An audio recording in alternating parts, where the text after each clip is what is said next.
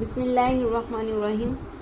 جی تو ڈیڑھ طالبات اس حدیث مبارکہ میں سب سے پہلے جو بات ہمیں پتہ چلتی ہے وہ ہے طہارت یعنی پاکیزگی۔ طہارت کو نصف یعنی آدھا ایمان کہا گیا ہے، تو یعنی پاک ہونے کا اجر ایمان کے نصف اجر تک بڑھا دیا جاتا ہے، یا یوں سمجھے کہ ایمان سے پیچھے تمام گناہ صغیرہ معاف ہو جاتے ہیں۔ جو بھی گناہ صغیرہ یا کبیرہ ہوتے ہیں وہ تمام معاف کر دیے جاتے ہیں جب انسان ایمان لے آتا ہے، اس لیے وہ کل یعنی تمام ہوا۔ اور وضو سے صرف چھوٹے گناہ معاف ہوتے ہیں، اس لیے وہ نصف یعنی آدھا ہوا۔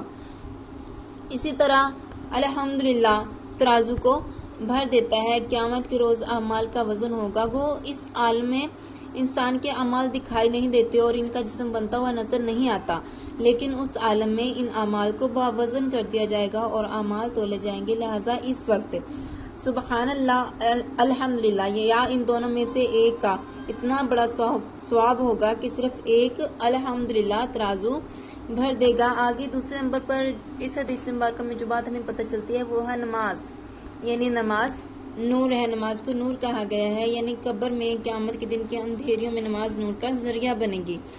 حضرت بریدہ رضی اللہ تعالیٰ عنہ سے روایت ہے، فرماتے ہیں کہ رسول کریم صلی اللہ تعالیٰ علیہ وسلم نے فرمایا کہ اندھیروں میں مسجدوں کو جانے والوں کو خوشخبری سنا دو کہ قیامت کے روز تم کو پورا نور ملے گا۔ نیز حضرت ابو درداء رضی اللہ تعالیٰ عنہ نے فرمایا کہ رات کی اندھیروں میں 2 رکعتیں قبروں کی اندھیری سے بچنے کے لیے پڑھ لیا کرو۔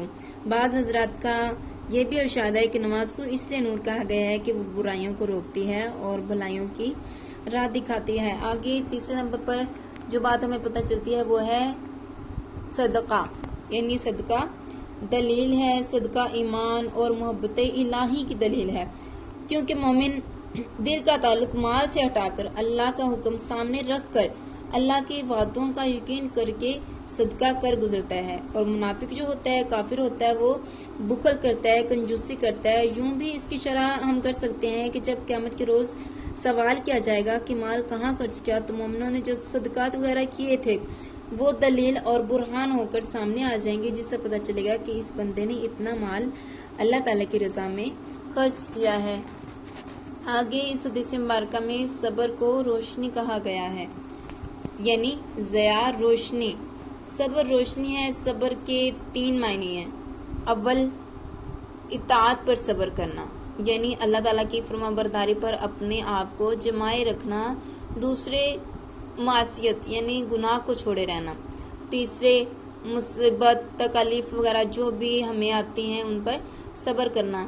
ان تینوں قسموں کو ملا کر حدیث شریف کے اس جملہ الصبر ضیاء صبر روشنی ہے کا مطلب یہ ہوا کہ نفس کی خواہشات کو چھوڑ کر خدا تعالیٰ کی بندگی، اس کی اطاعت پر ثابت قدم رہنا، اور مصیبت پریشانی ہر طرح کی پریشانی کو قادر مطلق کی قضاء و قدر کے موافق سمجھتے ہوئے صبر کرنا، اور اللہ تعالیٰ پر اعتراض کرنے اور موجودہ نعمتوں کی ناشکری کرنے سے پرہیز کرنا ایسی روشنی ہے کہ جس کی وجہ سے بندہ گناہوں کی ظلمت یعنی گناہوں سے دور و نفور رہتا ہے۔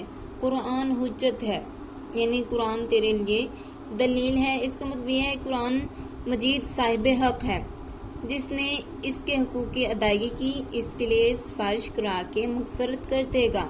یعنی قرآن پاک میں کچھ صورتیں ایسی ہیں کہ جو انسان بندہ روزانہ پڑھتا رہے تو وہ قیامت کے دن سفارشی ہوں گی، یعنی انسان کے حق میں سفارش کریں گے کہ مجھے پڑھتا تھا یا اللہ تو اس کو بخش دے، اور جس نے اس کے حقوق ضائع کیے اس کو دوزخ میں گرا دے گا۔ اس طرح مستدرک حاکم میں بھی ہے کہ رسول کریم صلی اللہ تعالی علیہ وسلم نے فرمایا قرآن سفارشی ہے جس کی سفارش قبول کی جائے گی، اور ایسا مدعی ہے جس کا دعویٰ تسلیم کیا جائے گا جس نے اسے اپنے آگے رکھا، یعنی اس پر عمل کیا، اس کو جنت کی طرف کھینچے گا، اور جس نے اسے پس پشت ڈال دیا اسے دوزخ میں گرا دے گا۔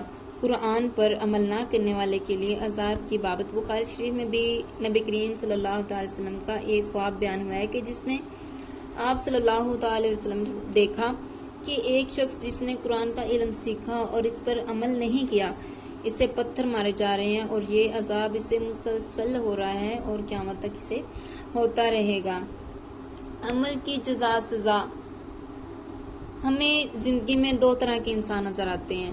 بعض ایسے ہوتے ہیں کہ جو اپنی محنت اور کوشش کا مقصد رضا الہی یعنی اللہ تعالیٰ کی رضا کو بناتے ہیں، اسی کو سامنے رکھ کر عمل کرتے ہیں، ان کا ہر عمل اس مقصد کے تحت ہوتا ہے کہ اللہ تعالیٰ اور اس کا رسول راضی ہو جائیں، لہٰذا ان کا عمل ان کے لیے نافع فائدہ مند ہے، جو ان کو دوزخ سے بچا کر جنت دلانے والا بنے گا۔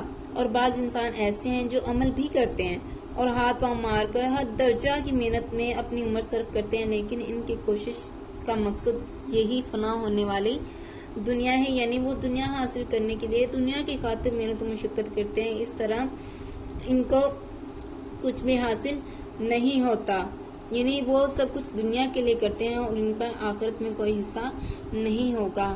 اللہ عز و جل ہمیں اپنی رضا کی خاطر ہر عمل کرنے کی توفیق عطا فرمائے، آمین۔ اللہ حافظ۔